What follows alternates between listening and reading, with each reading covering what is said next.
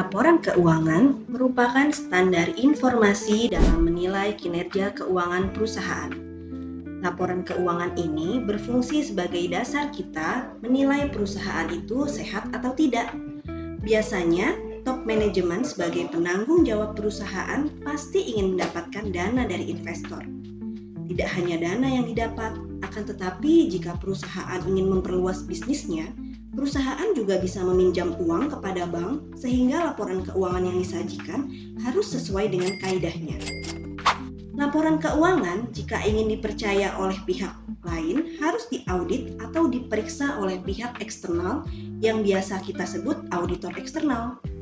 Dasar auditor melakukan pemeriksaan atas laporan keuangan yang akan diaudit adalah melalui standar-standar akuntansi yang berlaku di negara tersebut. Laporan keuangan ini harus diaudit agar laporan keuangan bisa dipercaya oleh pihak-pihak eksternal di luar perusahaan, khususnya investor, bank, customer, maupun vendor. Berdasarkan teori agensi, dijelaskan bahwa konflik kepentingan sangat erat dengan kondisi keuangan. Semakin sehat keuangan perusahaan, maka perusahaan tersebut semakin dapat diandalkan atau dipercaya.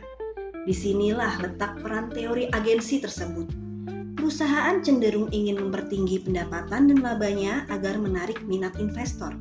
Caranya menyehatkan kondisi keuangan adalah salah satunya dengan cara window dressing, atau bisa disebut mempercantik laporan keuangan.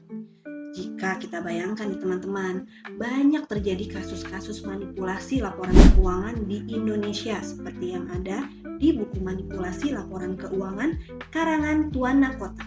Contohnya Batavia Air, PT Waskita Karya, PT Lancung Sempurna, dan banyak perusahaan lainnya. Mereka memanipulasi keuangan perusahaan karena adanya kecenderungan untuk kepentingan pribadi. Salah satunya adalah dengan cara melakukan pendapatan fiktif, mengurangi biaya-biaya operasional yang seharusnya terjadi, penggelapan pajak. Disinilah peran auditor sangat penting dalam memeriksa keuangan perusahaan agar pihak-pihak pemangku kepentingan tidak dirugikan. Di dalam praktiknya, banyak sekali auditor-auditor itu bekerja sama dengan kliennya untuk mendapatkan manfaat yang tidak sesuai kaidahnya. Seharusnya, auditor adalah jasa untuk menemukan kecurangan yang terjadi di perusahaan. Akan tetapi, banyak yang menyimpang dalam praktiknya. Nah, kali ini teman-teman, kita akan membahas sedikit detail kasus manipulasi laporan keuangan yang terjadi di India. Pasti nggak asing dong dengan negara India. Kasus ini sangat besar dan sangat berdampak bagi kepercayaan investor ke depannya. Kasus ini ditulis berbagai sumber yang disebutkan dalam online yang terangkum di dalam buku Tuan Nakota. Satyam Computer Service Ltd merupakan salah satu perusahaan teknologi informasi terbesar di India di tahun 2009. Karena ini melibatkan salah satu kantor auditor terbesar, yaitu PwC India. Nah, sekarang kita harus tahu dulu nih teman-teman, sejarah pendirian itu bagaimana sih? Di sini kami akan jelaskan sejarah berdirinya dan kronologi hancurnya perusahaan Satyam Computer Service. Satyam didirikan pada tahun 1987 oleh Ramalingga Raju dan bertempat di Hyderabad, India. Satyam Computer Service telah menjadi sebuah perusahaan outsourcing India ternama yang melayani lebih dari sepertiga perusahaan dalam majalah Fortune. Perusahaan ini bergerak dalam industri teknologi informasi, layanan back office bisnis, dan software dalam memberikan jasa layanan. Satyam terdaftar di Bombay Stock Exchange atau Bursa Efeknya India pada tahun 1991. Perusahaan-perusahaan di seluruh dunia pun mulai melirik Satyam untuk mencari solusi teknologi informasi yang kemudian menjadikan Satyam sebagai perusahaan outsourcing yang menduduki peringkat keempat setelah Infosys, TCS, dan Wipro. Nah, setelah kita tahu sejarah pendiriannya, pasti teman-teman juga Pengen tahu dong, gimana sih kronologi kasusnya? Kasus ini merupakan kasus manipulasi laporan keuangan yang tergolong kecurangan atau fraud yang dilakukan Satyam dan auditor eksternalnya. Kasus penipuan sudah terjadi hampir 1 dekade yang dimulai awal tahun 2000.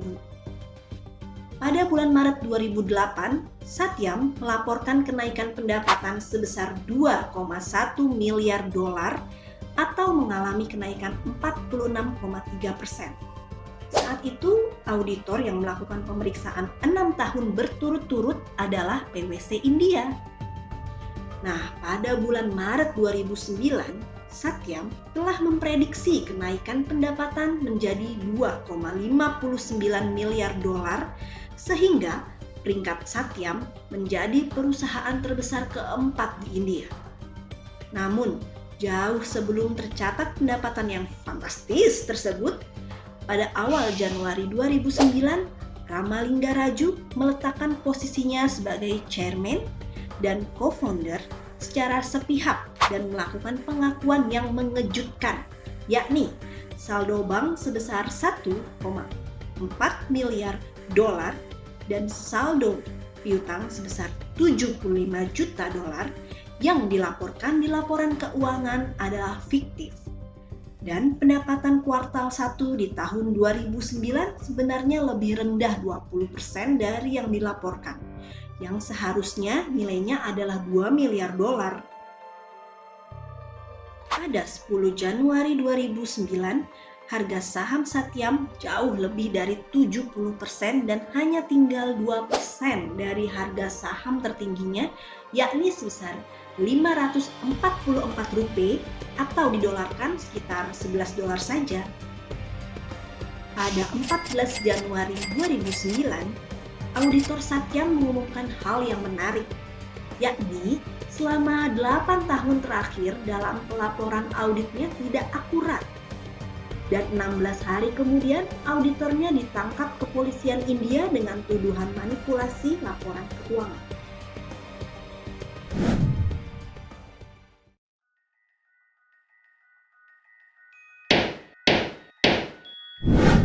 Akibat manipulasi laporan keuangan yang dilakukan manajemen Satyam dan auditornya, pemerintah India dan luar India turut serta memberikan sanksi, yakni sanksi pertama, organisasi profesi di India menjatuhkan sanksi berupa larangan berpraktik seumur hidup dan denda 10.000 dolar. Sanksi kedua, United States Securities and Exchange mendenda 5 kantor afiliasi PwC di India sebesar 6 juta dolar. Dan yang terakhir sanksinya ini, PwC India harus membayar kerugian yang ditanggung pemegang saham sebesar 25 juta dolar. Lumayan ya. Selain itu, di dalam berita accountingtoday.com dijelaskan juga selain 2 auditor dari PwC India ditetapkan menjadi tersangka oleh kepolisian India, para petinggi perusahaan Satyam Korporasi juga turut serta ditetapkan sebagai tersangka.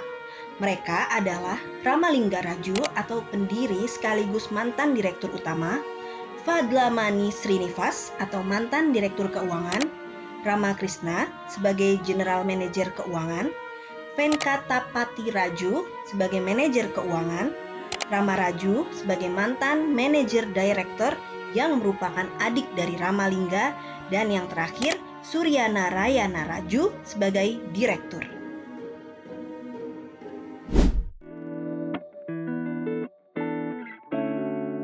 Nah, dari itu semua kita udah sampai nih ke dalam titik penutupnya. Apa sih penutupnya dari kasus ini? Berdasarkan kasus yang kami paparkan sebelumnya, kecurangan dalam membuat laporan keuangan sangat rentan terjadi di dunia bisnis ataupun perusahaan, entah itu korporasi besar, menengah, maupun kecil. Kecurangan yang dilakukan oleh pemangku kepentingan dapat dipengaruhi oleh faktor internal dan eksternal seseorang itu sendiri. Tuan Nakota di dalam bukunya, kecurangan atau fraud dibagi menjadi 3. Korupsi, penyalahgunaan aset, dan laporan keuangan yang dimanipulasi. Namun, ada ada beberapa alasan seseorang melakukan manipulasi laporan keuangan, yakni yang pertama, mendapatkan bonus atau insentif, yang kedua, nilainya tidak terlalu besar, ketiga, mendapatkan pinjaman bank, dan yang terakhir, menaikkan kepercayaan investor.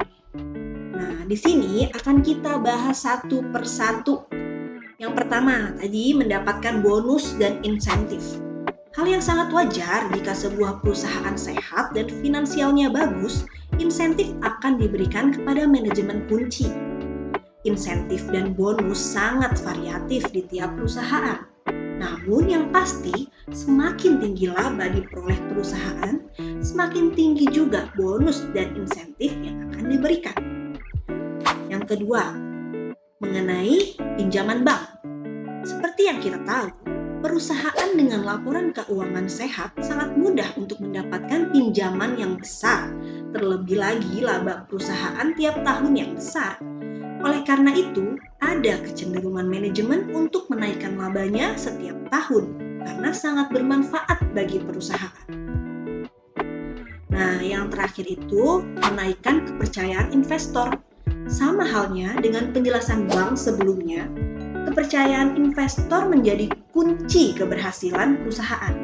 Karena dengan semakin percaya investor dengan perusahaan, semakin yakin pula investor menanamkan dananya. Nah, setelah penjelasan barusan, kita juga akan membahas dampak skala kecil, mikro, dan skala besar, makro, apabila secara parsial perusahaan mempercantik laporan keuangannya. Oke, yang pertama dulu nih, tentang skala kecilnya atau mikro. Yang pertama, perusahaan mengalami kebangkrutan yang struktural.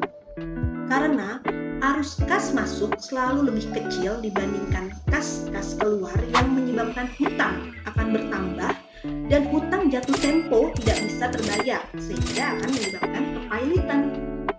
Yang kedua, pemegang saham minoritas dan mayoritas akan kehilangan uangnya di perusahaan dan akan terjadi PHK menyeluruh bagi karyawan. Selain itu, vendor-vendor juga akan mengalami kerugian karena perusahaan tidak bisa membayar hutangnya. Nah, yang terakhir dari skala kecil mikro ini, kepercayaan terhadap industri sejenis akan menurun karena investor dan bank akan lebih cenderung hati-hati dalam menyalurkan modal dan hutangnya. Nah, setelah kita tahu nih tentang skala kecil, selanjutnya skala besarnya nih, yang makro. Yang pertama, memunculkan pengangguran yang signifikan dan itu berdampak pada beban negara yang semakin tinggi. Yang kedua, pertumbuhan ekonomi suatu negara akan semakin menurun. Hal ini akan mengakibatkan resesi ekonomi. Mengerikan ya. Nah, yang terakhir nih, investasi akan mengalami penurunan karena pemerintah akan cenderung memangkas suku bunga acuannya yang akan diikuti oleh bank-bank swasta untuk memberi insentif masyarakat menabung uangnya di bank.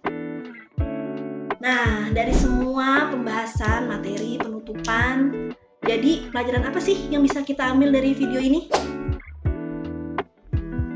Teman-teman harus tahu, integritas itu harus kita miliki di segala aspek kehidupan, gak cuma dalam membuat laporan keuangan, apalagi dalam membangun perusahaan, oke? Nah, teman-teman, kalau ada pendapat atau saran atau ada materi lainnya lah yang ingin di-up di video-video selanjutnya atau kasus yang berhubungan nih nggak hanya dalam bidang keuangan, boleh apa aja. Kalian bisa drop komen di bawah juga ya, biar kita bisa coba bahas sedetail mungkin. Nah, kalau kalian suka nih sama video kita kali ini tentang pembahasan laporan keuangan, bisnis, jangan lupa like, share video ini, komen, dan subscribe. Sampai jumpa ya teman-teman di video selanjutnya. Terima kasih.